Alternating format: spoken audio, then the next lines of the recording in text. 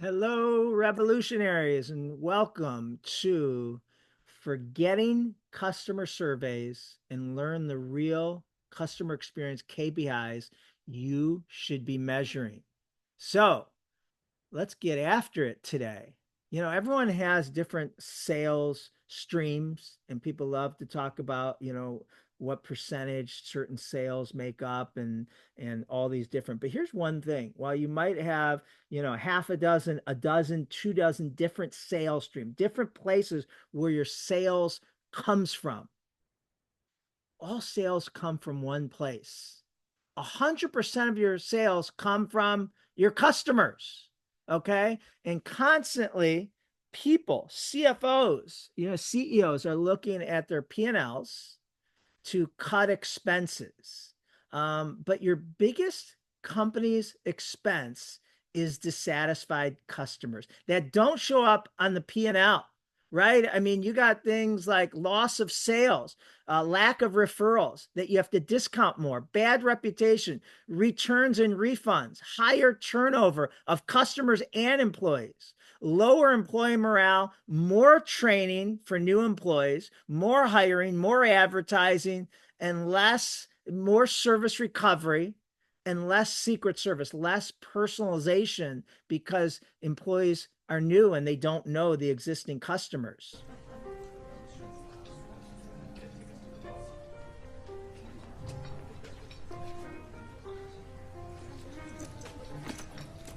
Hey there.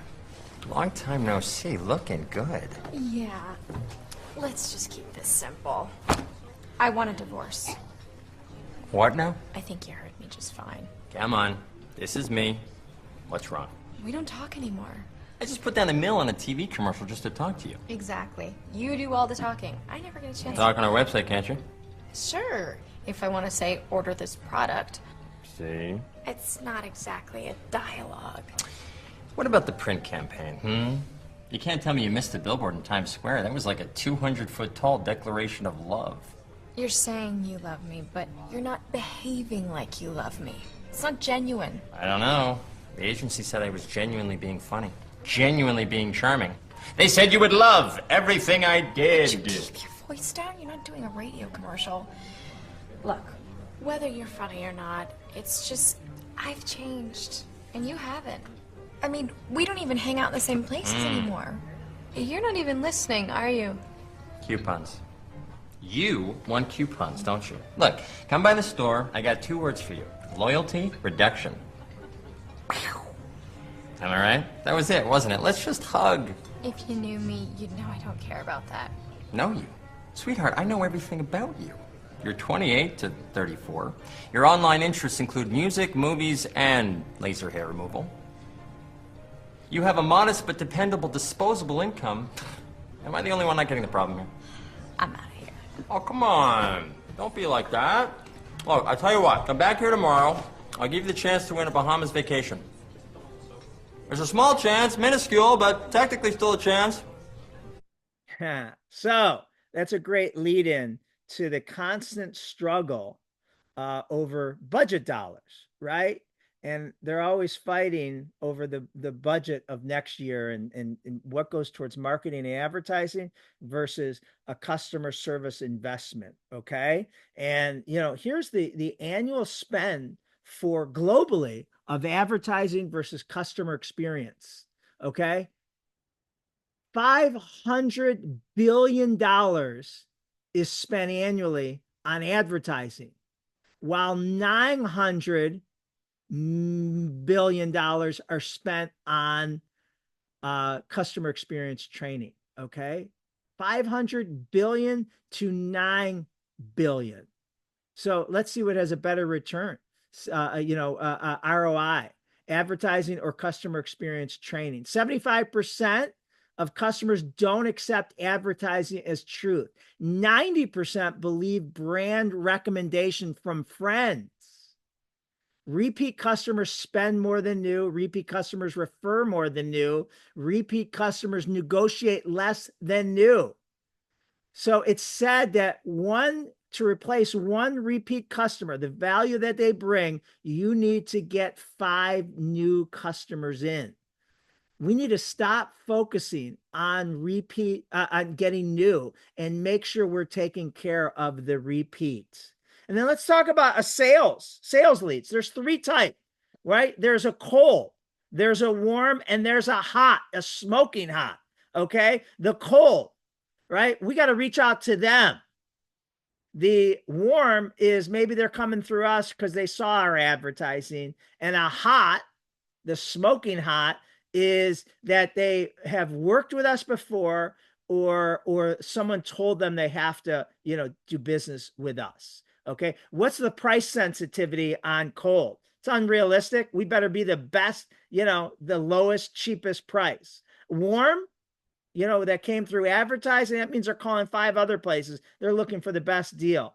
And if they're repeat or they're referrals, they're not shopping us, right? They're not talking to anyone else. They don't care. They know what they get, the value with us. And what's the close ratio on cold? It's a long shot. Medium on warm, and the close rate on the hot is very high. A 5% increase in customer retention can increase a company's profit by 75%. Let me say that again. A 5% increase on customer retention can increase a company's profit by 75%. 80% of your company's future revenue will come from just 20% of your existing customers. And look here, Tesla tops the most valuable car makers. Actually, Tesla is one of the most valuable company in the world. Forget the other car makers, right? They're the, not only, in the auto industry, but any. And then here's a tweet by Elon Musk. I hate advertising. Here's proof. This is Tesla's advertising spend versus competitors. Okay. You got GM, that's over $3 billion of advertising per year. Ford, that's near 2.5 million. And the list goes down. Tesla spent zero in advertising, yet they're the most valuable car company in the world, one of the most valuable companies in the world in any industry, and they spend zero on advertising. Don't penalize brand loyalty, right? All the advertisements that are out there are for new customers only, right? Switch and save. What would happen if we reverse the spending on marketing and advertising versus customer experience training? Well, this is what former CEO, founder of Zappos, Tony Hsieh, says. The whole philosophy is, let's take most of the money that we would have spent on paid advertising or paid marketing and rather spend it on that, invest it into customer service and the customer experience, and then let our customers do the marketing for us through word of mouth. Worked out pretty well for him and Zappos when they sold to Amazon about 15 years ago for $2 billion, a little shoe company. Okay, this is what former CEO of Starbucks said. But I believed very strongly that we could build a different kind of company. I never believed, never, I think it would have been arrogant to believe, that we could have 1,000, 2,000, or 7,500 stores in the US and around the world. But something really magical started happening. And it started happening as a result of not advertising or conventional consumer classical marketing. The fact is that Starbucks spends very little on traditional advertising. It started happening because we demonstrated to ourselves and now the world that to build an enduring, sustainable, long-term business and consumer brand, it's not about fancy marketing. It's about establishing a very powerful and unusual emotional relationship with the customer. Love that. The companies that don't invest in customer experience have leaders who don't understand the financial impact it has. And listen, sales is a lagging indicator of the level of customer experience your company is providing. Joe Calloway, author and speaker, says, if you want to see how a company is doing now, look at the current sales. If you want to know how a company will perform in the future, look at their current customer satisfaction scores. So listen, I'm not a disbeliever in customer satisfaction scores, but people do have survey fatigue today. Now everywhere you go, you're getting surveys and your inbox and texts are blowing up, right? Why do traditional surveys fail? Well, again, survey fatigue, too many questions, it's too long, and too many surveys are marketing campaigns in disguise, right? The moment I get a survey about how well, they're asking how a company did, how happy I am, but then they ask if I know 2 or 3 people who would benefit from their services. It's no longer a survey. It's not genuine. They just want to get leads from me. Fred Reichheld, the father of the Net Promoter Score, NPS, keynoted last week Vern Harnish's conference and emphasized that firms in the top of their industry in NPS outperformed the rest by over 5 times. However, he noted that the NPS score is only valid if you get 90% or more of your clients to answer those 2 simple questions. Okay, that's hard. I mean, it's hard to get a response rate. Listen, 25% is a good response rate in promoter CSAT, net promoter scores. So that's a lot of work. Successful customer satisfaction, if you're going to do a CSAT, to get the highest response rate, here's some things you need to have in common. You want it as close to real time as possible, meaning don't send me a survey, an email, whatever, a week, a month later, right? It needs to be easy to do in a few seconds with a few questions. Basically, how do we do and why? Okay. If you think about the easiest one that kind of redid it is Uber. As soon as you get out of the car, it pops up and boom, you can, 3, 4, 5 star and it's done. So if you can replicate that, you're going to get a much higher response rate. But here's the thing, my only challenge with like an NPS is if you have the business model that can track it. Okay. I don't want NPS is asking your intent. Their question is how likely are you to recommend us to a family or friend, right? And then the second question is why. All good with that. But if you have a business that can track if they're referring, I'd much rather know if you're taking action, what percentage of customers are taking action than their intent. Just because they say they are a 9 or a 10 and likely to refer, but if they're not doing it, I'd rather know it. So if you can track it, referrals, loyal customers are a different breed. They just don't come back. They just don't simply recommend. They insist that your friends and families do the same. So if you have a business model that can track your customers and where they come from, and if they repeat or not, this is better than anything. And it's called, earn sales. It's taken from Fred Reichelt's book, Winning on Purpose. I think he calls it earned growth rate, right? I modified it a little bit. And basically you have 2 types of sales, okay? You have bought sales, right, which is advertising, and you have earned sales, which comes from repeat customers and refers. So if last week, last quarter, last year, whatever it is, you had $1 million in sales, okay, you need to, and you can track it. And when, you get new customers and you can track where they came from, right? Came from your SEO advertising, Google, your billboard, whatever, the old days, yellow pages, right? Commercial on TV, or I came from Joe Smith. He recommended, existing customer. Okay. If you can track that, then this is the number one. Everyone should be losing sleep at night over their earned sales. Okay. So, if you had $1 million in sales last period, whatever period is, and your repeat customers made up 50%, okay? Referred customers made up 32% of that. That means you had 82% earned sales. repeat, and referred, which means bought customers, bought sales would be the difference of 28%. You want to start tracking that number, right? As a company, as a department, as a location, as an individual, right? If you have consultants, lawyers, hairdressers, whatever you have, they should be losing sleep at night over their earned sales individually, right? We can do that with our consultants at the DiJulius group. We can say of, the sales that you brought in last year.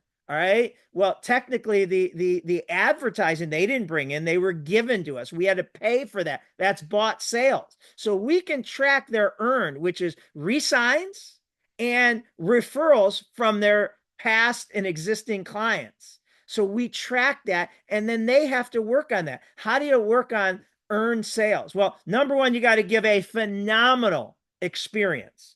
Okay. That's going to increase both your resigns, repeat, and referred. But you also have to bring up referrals. You have to mention how important that is. The highest compliment you can get is a referral of of someone they know, right? You have to talk about it, but you can't talk about it unless you know they are ecstatic with the job you've done or that you're currently doing. We work with a company that it's a like a 35-day sales process, okay, from open to close. It's a mortgage company, and they build in at day 5, day 15, at a certain point of that loan process, to ask for a referral every so often, and then at the close.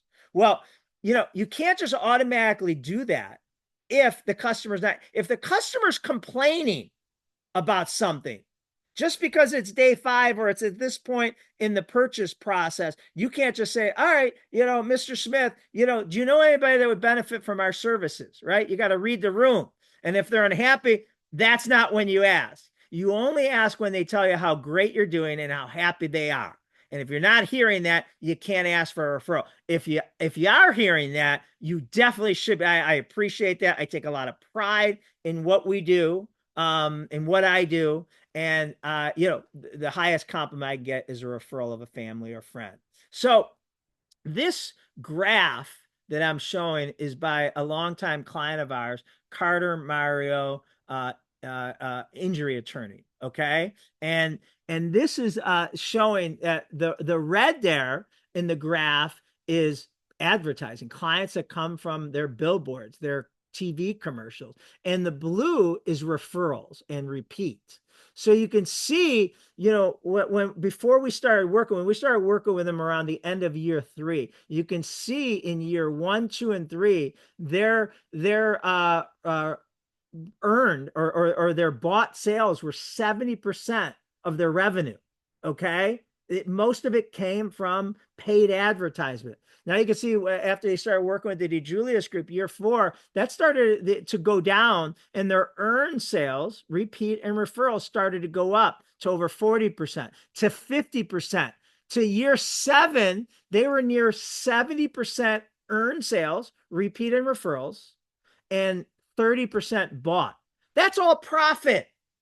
That's all profit to the bottom line. So I want to talk about some price myth busters, okay, that goes with this. We were working with Worldwide Express, and they had 19% of their customers are leaving per year due to lower prices, right? So they thought.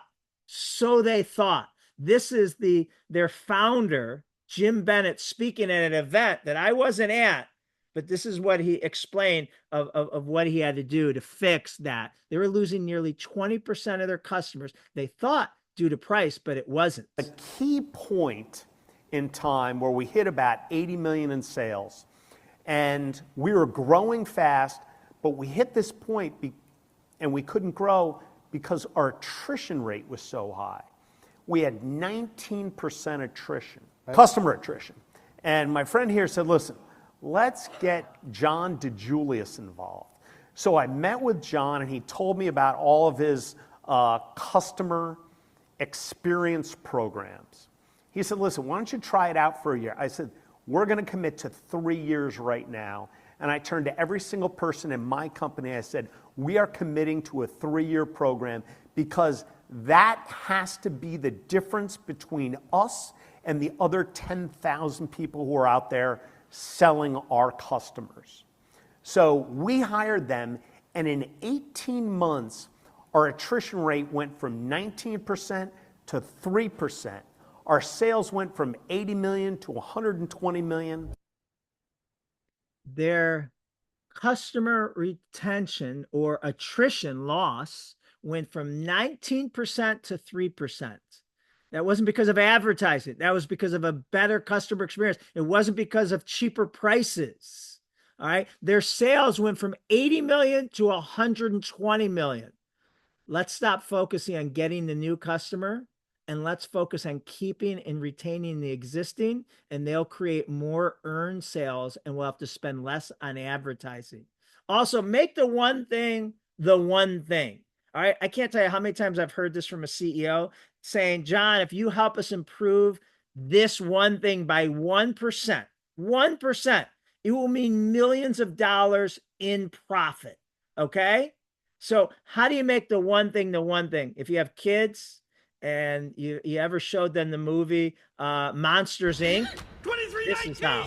We have a 2319! Red alert! Red alert! Red alert! Red alert! Red alert! George Sanderson, please remain motionless. Prepare for decontamination. Duck and cover, people! Oh, not the CDA.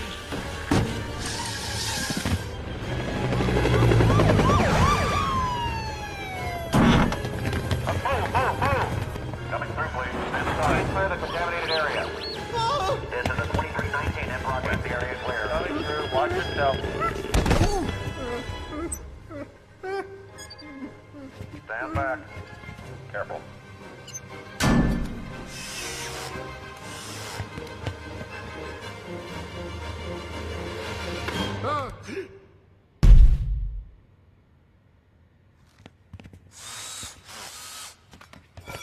All clear. Situation is 990. Ready for decon. Hey, thanks, guys. That was a close one. Okay.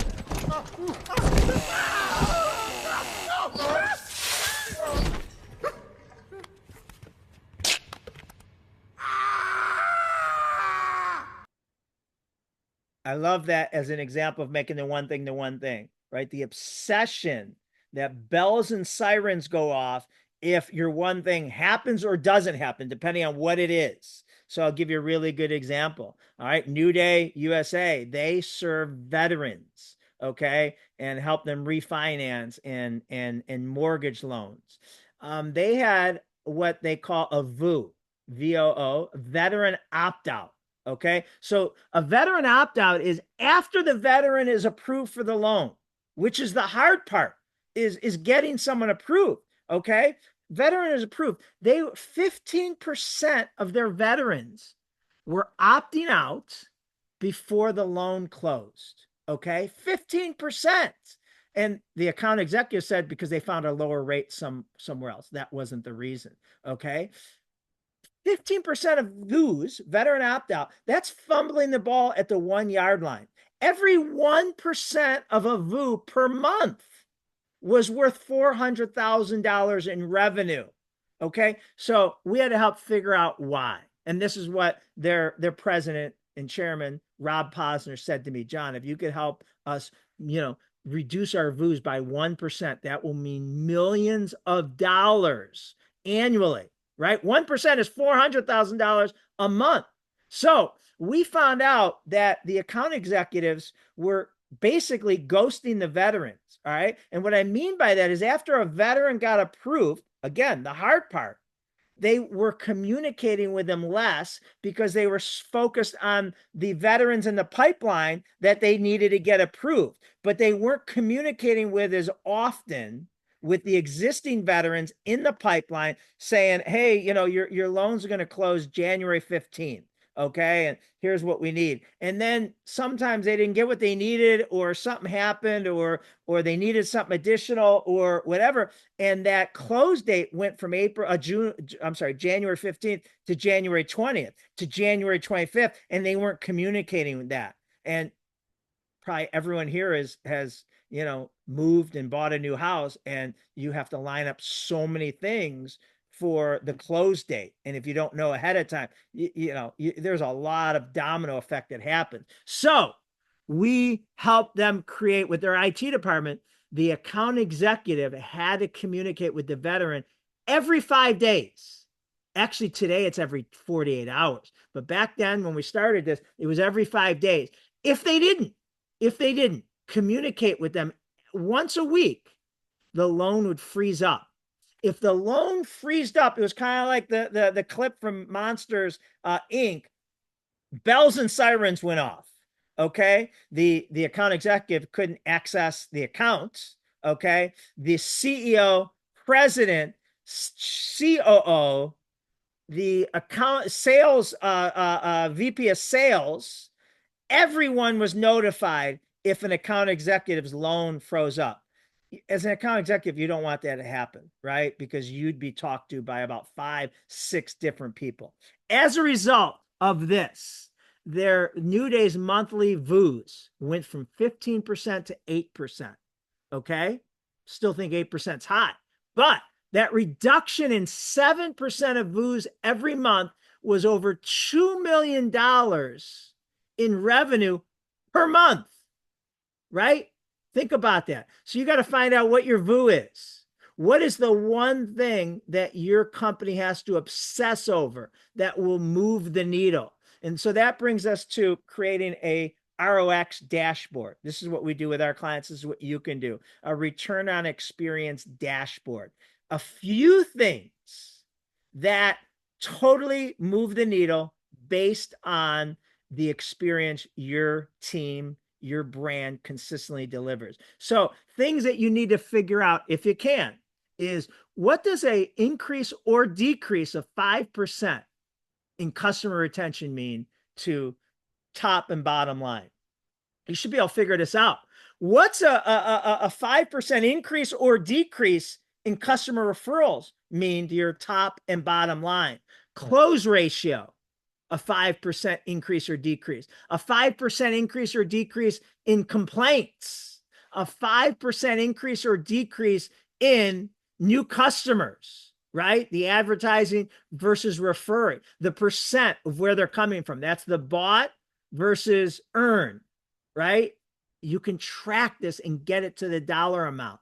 So that takes us to, how will you measure your customer experience? Where can your, a return on experience dashboard come from? Some common places, right? CSAT surveys and NPS. Those are valuable, okay? But they can't be the only thing. Customer retention and re-sign rates, if you can track that. Referrals, customer reviews online, Yelp, wherever they go. New customer source, that's the advertising versus referrals. If you can track lifetime spend, annual spend, the amount of customer complaints, first time call resolution, and the most important, if you can track it, is earned growth rate. All of those are fantastic resources. You only need 3 to 4. And that's where a return on experience dashboard it looks like. And you do it as a company, as a location, as a department, and individually. So there's this worksheet that I'm showing that, you can track by, how easy is it for you to currently track these things? Okay. Do you know your customer retention re-sign rate, NPS or customer satisfaction, earned sales versus bought sales, who in your company retains the highest percent of customers versus who gets the most referrals? Do you know what a 5% increase or decrease in those following things or the things I talked about have on your revenue and profit, right? And then part of this worksheet says, put a NA next to the ones that don't apply to your business, a 1 next to the things you're already tracking, a 2 next to the things you could easily track, and a 3 next to the things that you currently can't track but need to. And so again, that's the customer retention rates, re-sign rates, referrals, close ratio, complaints, new customer source percentage of advertising versus referrals, your CSAT survey, your NPS, your customer reviews, average customer spends, customer complaints, first time call resolution, and customer effort scores. Those are all great things. Shouldn't be tracking them all, right? You only need 3 to 4 things on your return on experience dashboard. So I'm going to show you here what a return on experience dashboard looks like. Okay, this is New Days. This comes out every Monday morning, and it goes to everyone, and it goes by department. It shows the percentage of people in their pipeline that went to a pimple. That's their pimple is a bad thing for most of us. And that means the percentage of people that went more than 48 hours of their veterans that weren't communicated with. Okay. And so these are their 3, 4, the referral rates, all these different things. And these, they track by company, by teams, and individual. They show this report every Monday, and they show the people who had, above the acceptable pimple rate and below. You do not want to show up on that, lower than what we call the Mendoza line, right? The acceptable pimple rate.